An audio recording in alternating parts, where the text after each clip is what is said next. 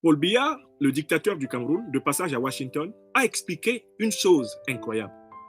À savoir que la plupart des crédits qui sont accordés par le FMI et la Banque mondiale aux pays africains ne sont pas des crédits en monnaie fiduciaire, sont des crédits en monnaie scripturaire. On écrit qu'on leur a donné. Jamais ils ne touchent du doigt l'argent qu'on leur a donné.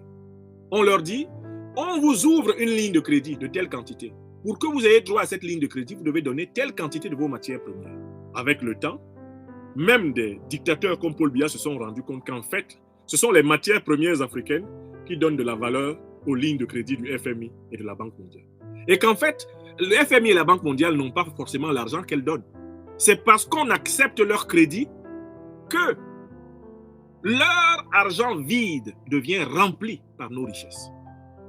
Biya est allé plus loin en disant, en fait, nous avons essentiellement des crédits qui sont des avances sur nos matières premières, qui sont des spéculations sur nos matières premières. C'est-à-dire que quand on nous dit qu'on nous a prêté 40 millions d'euros au FMI, on accompagne toujours cela de ce qu'on appelle les conditionnalités. C'est-à-dire on nous dit laquelle de nos matières premières nous devons donner en échange. Alors que nous avons l'impression de recevoir 40 millions d'euros, ce que nous ne voyons pas, c'est qu'en fait, les 40 millions d'euros, là, c'est un mot de passe pour nous voler l'équivalent de ces 40 millions en matières premières.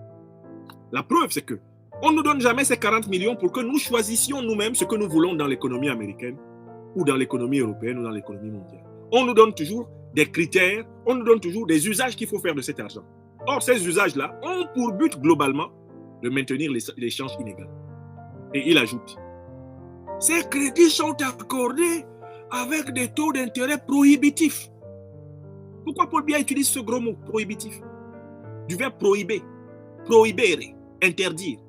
C'est-à-dire que le taux d'intérêt est tel que toi-même, quand tu prends le crédit, tu sais que tu ne pourras jamais rembourser. Et que la seule solution pour rembourser, ce sera de prendre un autre crédit que tu ne pourras jamais rembourser. Et que la seule solution pour rembourser le crédit que tu as pris pour rembourser le crédit, ce sera de prendre un autre crédit que tu ne pourras jamais... Bref, en fait, tu seras surendetté.